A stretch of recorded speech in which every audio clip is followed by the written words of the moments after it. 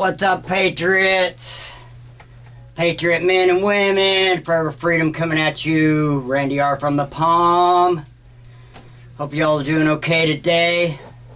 Yeah, different look for Randy R., huh? What do you think about that? My kids got that for me a couple years ago. And it's the first time I wore it. They got it for me for Christmas, so thank you, boys. Whichever boys it might have been. I can't remember if my oldest or my other one. Today I want to talk about this Dakota Access Pipeline, this DAPL. And y'all bear with me on this. I know a lot's been covered. Lots going on down there. You know, I don't know, I have mixed emotions, and I would love to be there with my native brother and sisters. Really would. I mean, I'm part Blackfoot Indian, and I don't know how that translates with the Sioux tribe or whatever, but it all affects us. Man, I live downriver, Missouri River. You know, what the hell happens if that thing does break? You know, I don't know. I don't know where you all stand. I'd like to know, maybe some comments. Give me some comments where you all stand. Is this the right protest by the indigenous people? You know, are they taking the right stand?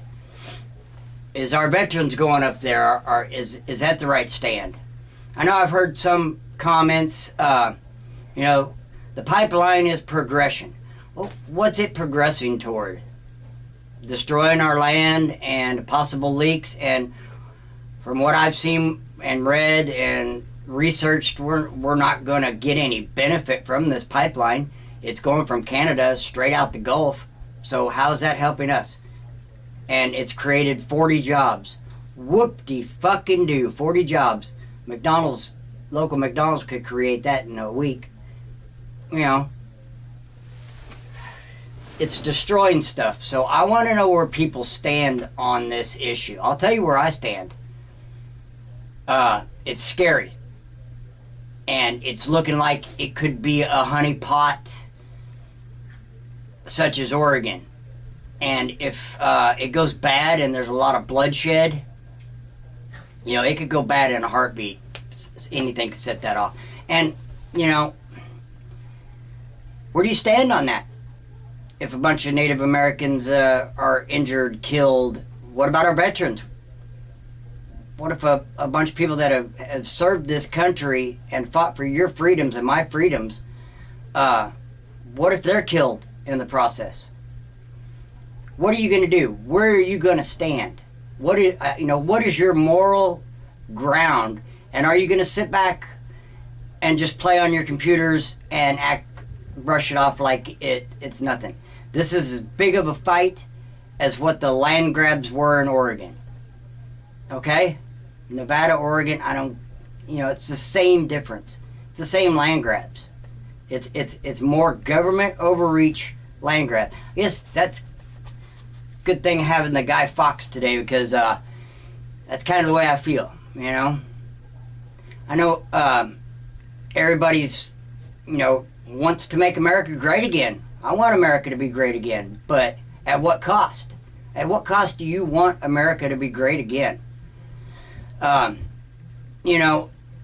I seen a story last night. These beanbag rounds that are being shot at these people, they're not beans, people. They're freaking lead. They're lead BBs inside of a bag. You believe you me, that shit hurts. If anybody's even ever been shot before, or even with a paintball, man, that shit hurts. Okay? And these people are subjected to this. You know, the water cannons and the freezing temperatures and the tear gas. And, where does it end? Where does it stop? When's a live round going to go off? People are already injured. I'd like to know at what cost do you want to make America great again? And whose lives you're willing to sacrifice. one evil for another. I voted for Donald Trump, and I'm going to give the man his break. I mean, he's creating jobs and he's not even in office yet. But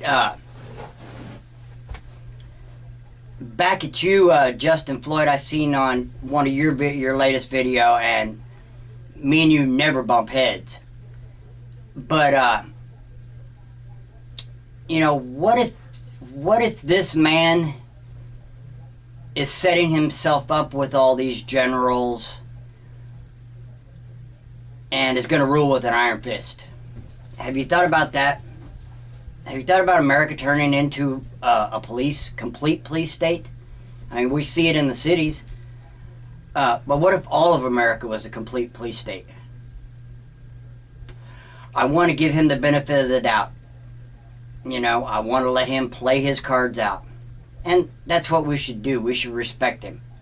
He sacrificed, I'm talking about Donald Trump, he sacrificed, you know, his own money and the stuff to get where he's at. And he's given up to get where he's at. He sacrificed. So I want to give him benefit of the doubt. I really do. But I'm also from the show me state, so, you know, you're going to have to show me. So far, we're united. He's united us, except for the liberals that are still never going to be united or whatever, you know. But I don't put all my eggs in one basket. I never have. Redundancy is a curse for me. If I can afford 2 guns, I'm going to buy 2 guns instead of 1. And I'm going to hide one of them some bitches, you know? That's just the way I've always thought. I've always been over-prepared, over-analytic, I guess. I analyze everything too much. I don't know. And with this Dakota Access Pipeline, I've heard that they're trying to cut off their supplies. It's colder than shit, folks. It's cold here. You know, and that's 2 states above me, so I can imagine, or 3 states. It depends on how the flow of water goes, I guess, or the crow flies, or however you want to put it. And they're going to try to cut these people's supplies off after giving them an ultimatum to leave, which the roads are hazardous, so most of them can't leave anyway. It sounds like a trap. It really is turning into what seems to me a trap. And I heard, like, one Indian spokesperson, he said that even Ace Hardware there has turned them down, selling them propane for their heaters. What the fuck is wrong with people? Why would you let somebody freeze to death? To make a point? So I guess they'll go old school and throw supplies in a canoe and take it down the river until the river's destroyed, which that's what it's working up to, I guess. I don't know about you people, but I have noticed more frequency of military airline or airplane maneuvers just since Trump has been elected. I don't know if it's a coincidence. I don't know if they're ramping up for something. People, civil war in this country is still, we're right on the verge of it, man. We're right on the verge of it. I don't care, you know, who's president, who's doing this and who's doing that. We're still getting the pushback by this government. And we will, probably until Trump is inaugurated. If he gets there. That's another thing, if he gets there. All these death threats. The Electoral College is going to vote on the 19th to officially put their vote in. Well, he's already got the presidency, but they're sending out death threats to these people that vote in these electoral colleges. They're putting the pressure. They're turning the screws. They're putting the pressure. I heard Obama is letting Australia send a bunch of refugees from Syria in here because Australia don't want them. So, we're gonna take them, I guess. Shit's scary, man. I don't want to be labeled as a racist and all that shit, but I don't want your fucking refugees. And,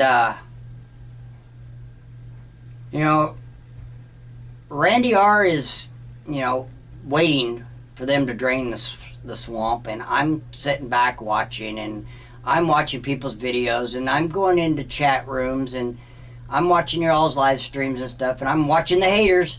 You're all still out there. Must be getting a good government check. But anyway, just a little food for thought. I don't know if I'm going to do very many more videos, folks. I've reached what audience I'm going to reach, I think. I think I just need to continue working in my community and reaching out to people around here. May go silent for a while. I talked to Rich about it a little bit. I don't know. Just, you know, whatever happens, I guess happens.